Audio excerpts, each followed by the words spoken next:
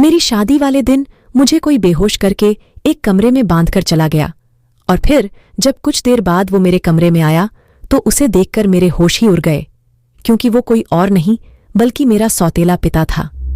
वो इस हद तक गिर जाएंगे ये मुझे पता नहीं था और फिर उन्होंने वो किया जो मैंने कभी सपने में भी नहीं सोचा था। मेरा नाम याशी है।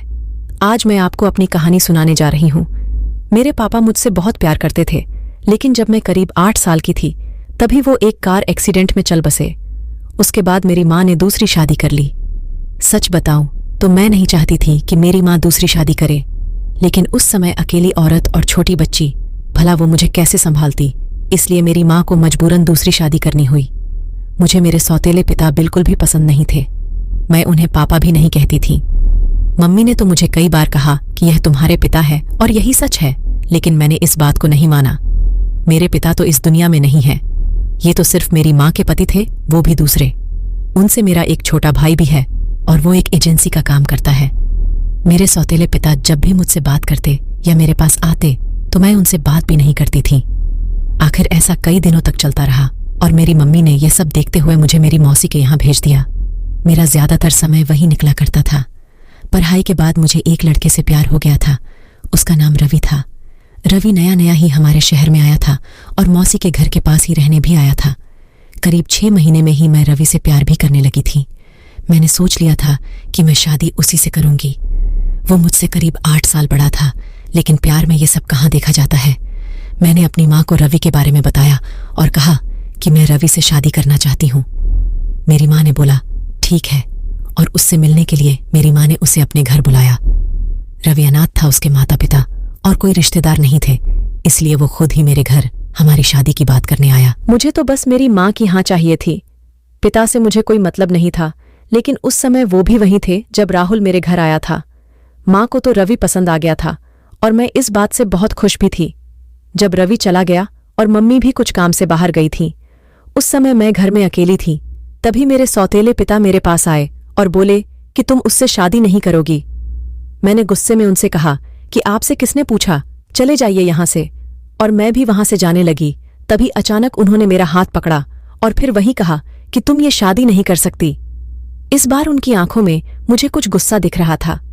मैंने कहा कि आप मेरा हाथ छोड़िए और मुझसे दूर रहिए।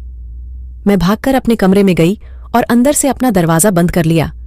जब माँ बाहर से आई तब मैंने दरवाजा खोला और उनसे रोते हुए कहा कि तुम्हारा पति मेरे साथ बदतमीजी कर रहा था।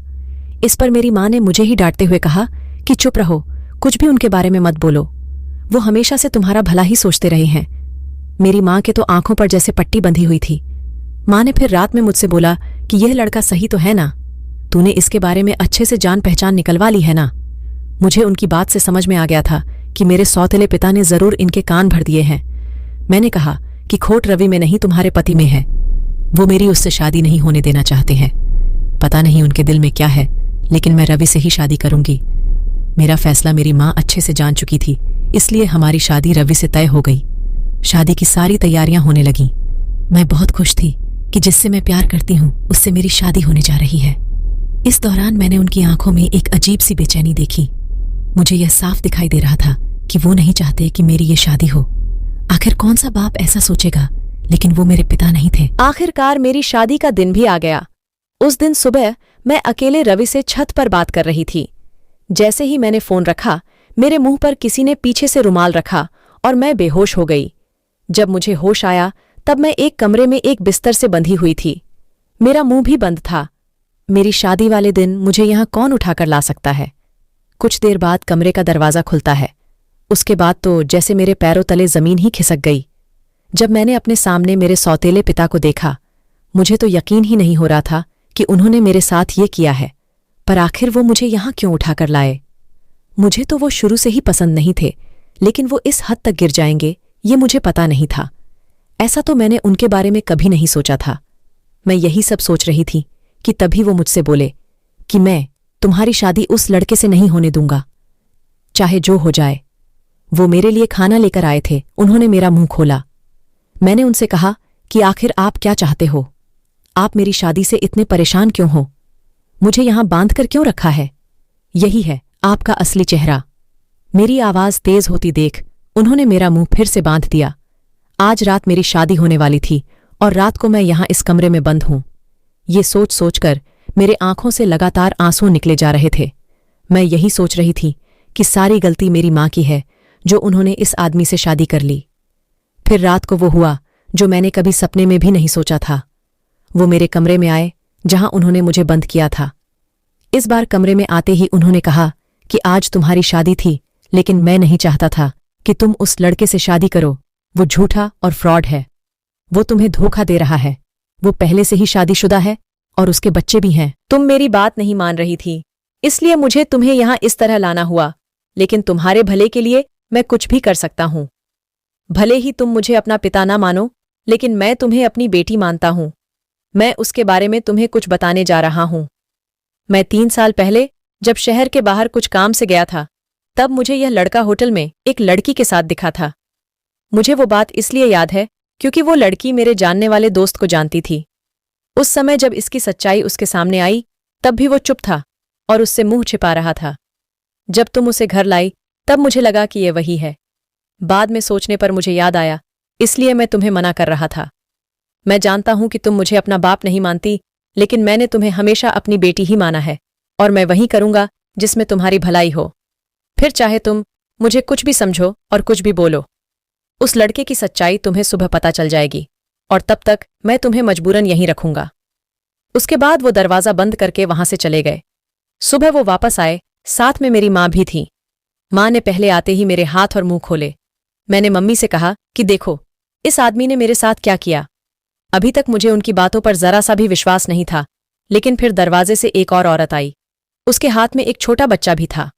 आते ही वो औरत बोली कि यह सही बोल रहे हैं, वो आदमी धोखेबाज है, उसने मुझे भी धोखा दिया। वो कोई अनाथ नहीं है, उसके घरवाले भी हैं। मेरे सामने वो औरत और उसका बच्चा था, साथ में मेरी माँ और मेरे सौतेले पिता। इन सबको देखकर मुझे भी अब यकीन होने लगा था कि ये सही बोल रहे हैं।